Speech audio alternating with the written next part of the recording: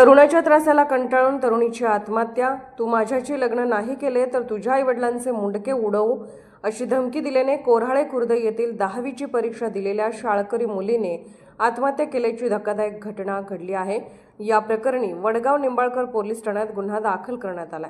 यावेळी मुलीच्या वडिलांनी आरोपीवर कारवाई करण्याची मागणी केली आहे। सप्टेंबरपासून माझ्या मुलीला 4 मुले त्रास देत होती, यामुळे या मुलांच्या घरच्यांना सांगून त्यांना समज दिली होती। मात्र सातत्याने माझ्या मुलीला या मुलांकडून त्रास दिला जात असल्याने माझ्या मुलीने गळफास घेत आत्महत्या केली असल्याचे मुलीच्या वडिलांनी सांगितले। मात्र या घटनेत एका आरोपीला ताब्यात घेतले असून विशाल गावडे असे अटक केलेल्या युवकाचे नाव आहे। इतर आरोपींचा शोध घेतला जात असून पोलीस लवकरच त्यांना ताब्यात घेतील अशी माहिती उपविभागीय पोलीस अधिकारी सुदर्शन राठोड यांनी दिली आहे।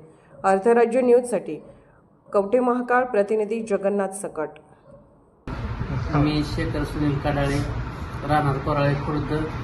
माझी मुलगी मयत अंकिता शेखर कडाळे ही इयत्ता 10वीमध्ये शिकत होती।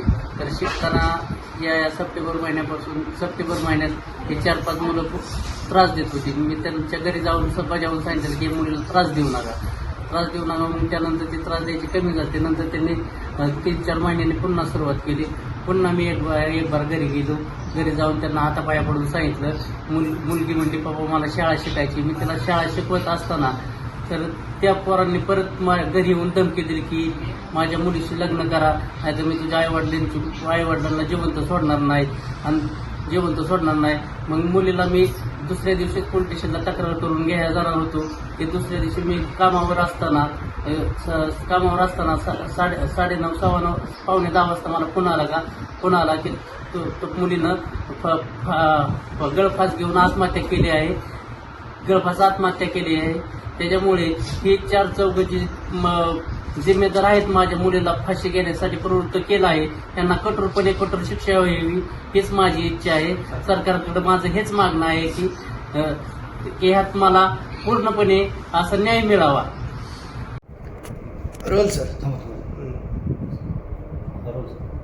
वडगाव निंबाळकर पोलीस स्टेशनच्या हद्दीमध्ये माहिती प्राप्त झाली की एक 16 वर्षीय मुलगी एका मुलाच्या त्रासाला कंटाळून तिने आत्महत्या केलेली आहे। त्यानंतर आम्हाला माहिती प्राप्त होताच आम्ही त्यानुसार गुन्हा नोंद करून सदर जो आरोपी आहे त्याला आम्ही तात्काळ अटक केलेली आहे। इतर आरोपींचा शोध यामध्ये चालू आहे।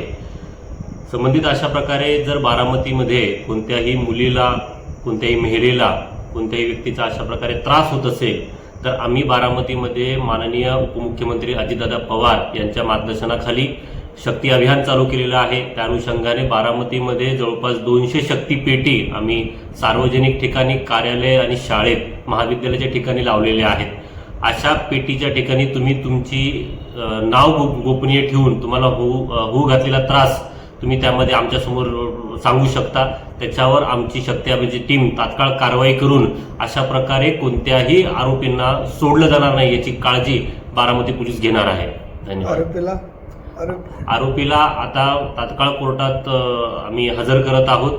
हजर केल्यानंतर PCR घेऊन पुढील तपास या गुन्ह्याचा या अनुषंगाने आम्ही करणार आहोत। अर्थराज्य न्यूज चॅनलला लाईक करा, शेअर करा आणि सबस्क्राईब करा।